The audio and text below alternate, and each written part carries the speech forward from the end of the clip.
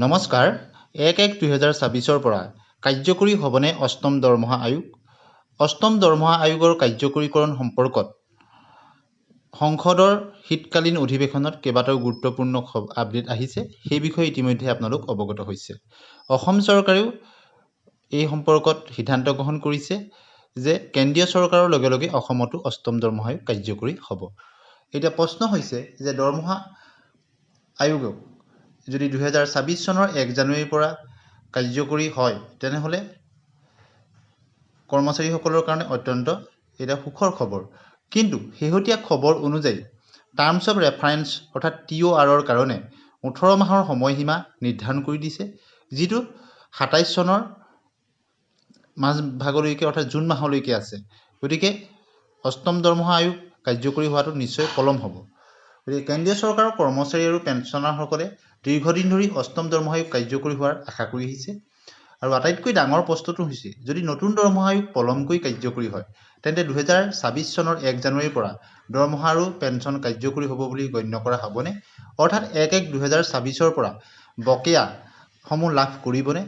অৰ্থাৎ ২৭ চনৰ শেষৰ ফালে বা ২৮ চনৰ আৰম্ভণিৰ পৰা যদি অষ্টম দৰমহা আয়োগ কাৰ্যকৰীকৰণ কৰে তেনেহ'লে ১-১-২০২৬ পৰা এই ১.৫ বছৰ বা ২ বছৰ ১৮ মাহৰ পৰা ২৪ মাহৰ বকেয়া কৰ্মচাৰী আৰু পেঞ্চনাৰসকলে লাভ কৰিবনে? কেন্দ্ৰীয় চৰকাৰৰ কৰ্মচাৰীক বকেয়া ধন পৰিশোধ কৰা হ'বনে? ২০২৫ চনৰ ৩১ ডিচেম্বৰত সপ্তম দৰমহা আয়োগৰ কাৰ্যকাল যিহেতু শেষ হ'ব, গতিকে নতুন পৰামৰ্শৰ কাৰ্যকৰী তাৰিখৰ কোনো স্পষ্ট ইংগিত বৰ্তমানলৈকে দিয়া নাই কেন্দ্ৰীয় চৰকাৰে। আৰু শীতকালীন অধিৱেশনত যেতিয়া অষ্টম দৰমহা আয়োগক লৈ প্ৰশ্ন উত্থাপন হৈছিল আৰু তেতিয়া বিত্ত ৰাজ্যমন্ত্ৰী পংকজ চৌধুৰীদেৱে সংসদত অষ্টম দৰমহা আয়োগ সন্দৰ্ভত উত্তৰ দিছিল। আৰু মন্ত্ৰীগৰাকীয়ে কয় যে চৰকাৰে অষ্টম দৰমহা আয়োগ কাৰ্যকৰীকৰণৰ তাৰিখ নিৰ্ধাৰণ কৰিব আৰু গ্ৰহণযোগ্য পৰামৰ্শ প্ৰয়োজনীয় ধন আবণ্টন কৰা হ'ব। আৰু এই বিবৃতিত তেওঁ স্পষ্ট কৰি কৈছিল যে ২০২৬ চনৰ ১ জানুৱাৰীৰ পৰা বকেয়া পৰিশোধৰ ক্ষেত্ৰত এতিয়াও কোনো নিশ্চিত হোৱা নাই। ইয়াৰ ফলত কৰ্মচাৰীসকলৰ উদ্বেগ অধিক বৃদ্ধি পাইছে। অৰ্থাৎ কৰ্মচাৰীসকল লোকচানৰ সন্মুখীন হ'ব নেকি?